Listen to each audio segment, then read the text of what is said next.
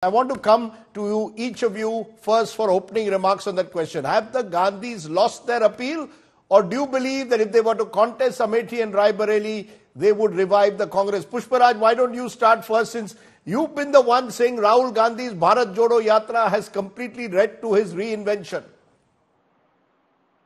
Rajib, thank you for having me on your show, and हमारे fellow panelists और दर्शकों को मेरा नमस्कार.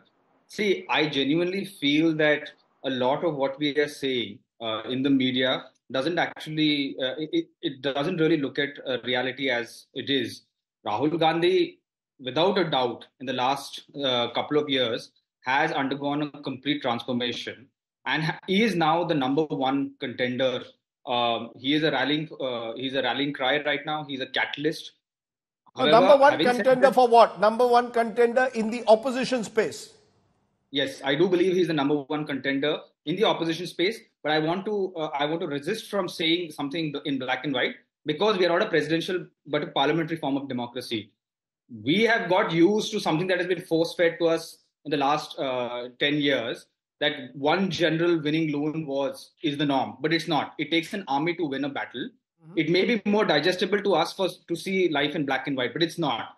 Rahul Gandhi primarily must be seen as a catalyst.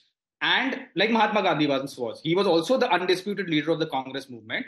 But there was Pandit Nehru who was managing foreign affairs, Sardar Patel was managing the party, Kriplanis and Lohia were leading the socialist movement. Everyone had a role. Similarly, Rahul Gandhi is connecting with new catchment areas today.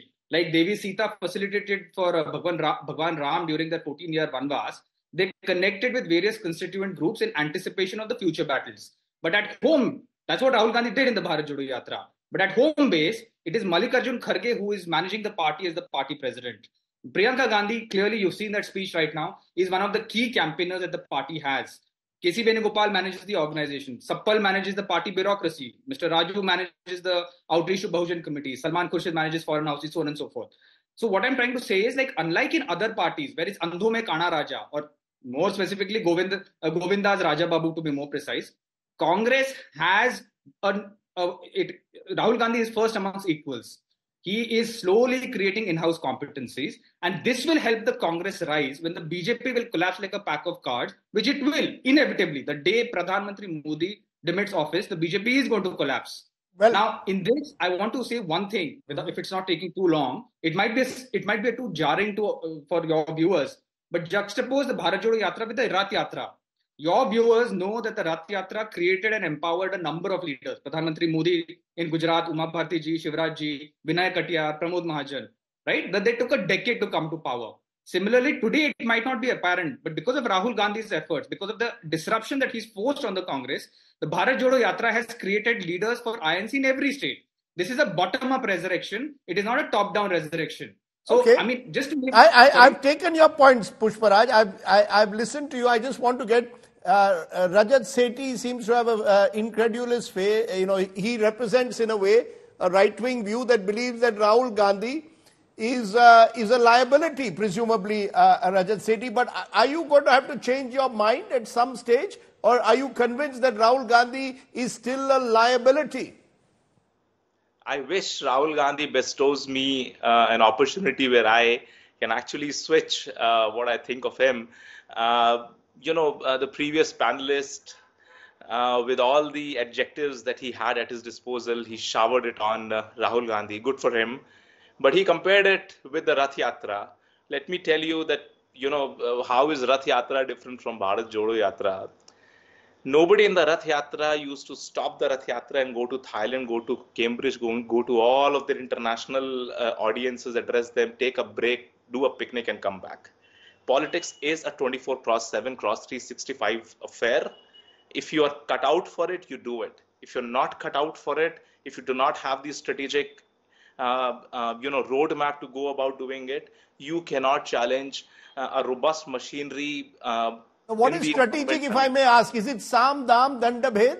Is that what is strategic? Is strategic being elevated in some way to a great asset? What Rahul Gandhi, the criticism of Rahul Gandhi is he's not a 24/7 politician.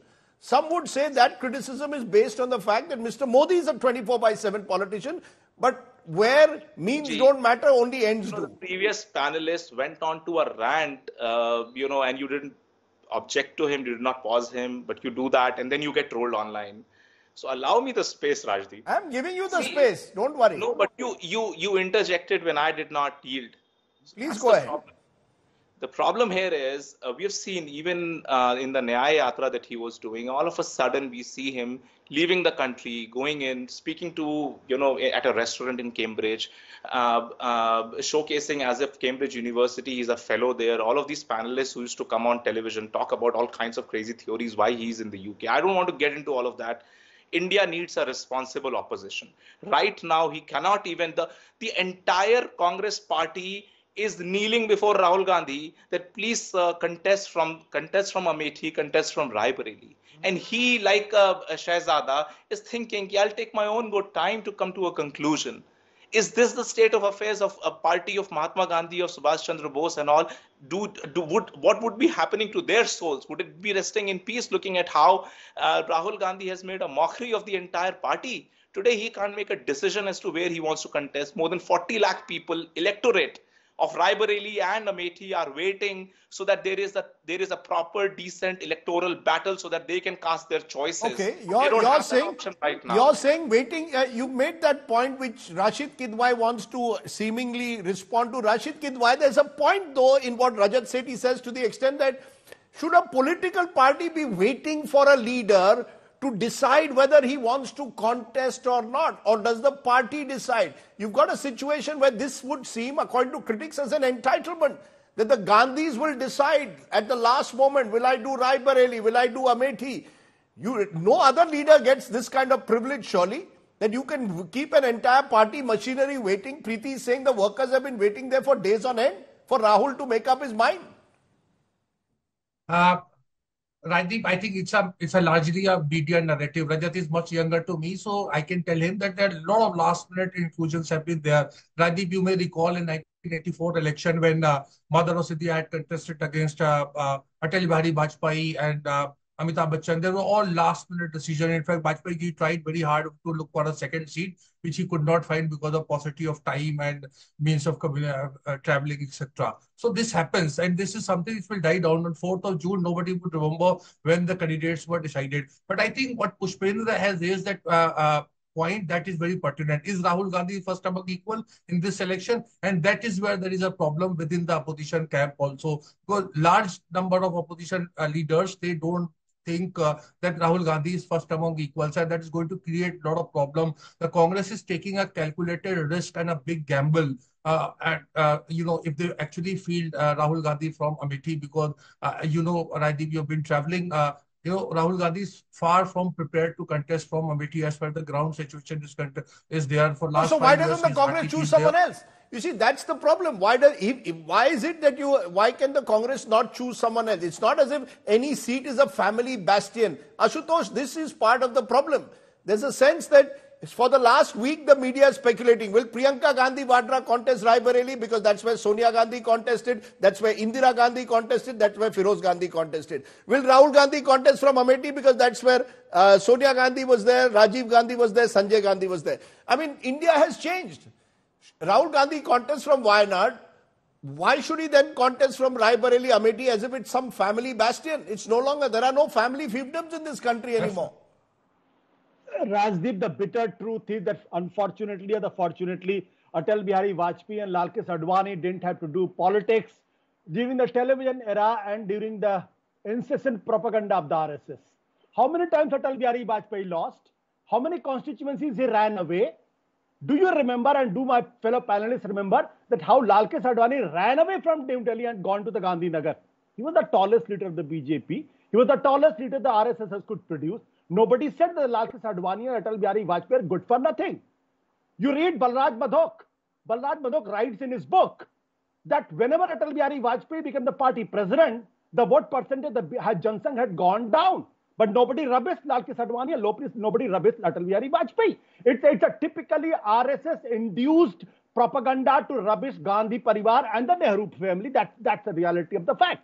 Point number two. The point number two is that you remember when Rajiv Gandhi first time had gone to Andaman or somewhere for this vacation, they were the prime minister, whole RSS stood up and said, "Ye to chutti manane ke liye jaate."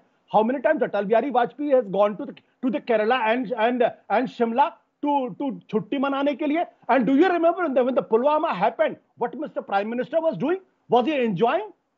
And did he rush back? No, he did not. So what I'm saying is that Rahul Gandhi, it is part of the bigger design of the RSS and the BJP to discredit Rahul Gandhi. And there is a truth in this. No, Today, but the fact is, and Ashutosh, and I'm putting up the numbers. Just a minute.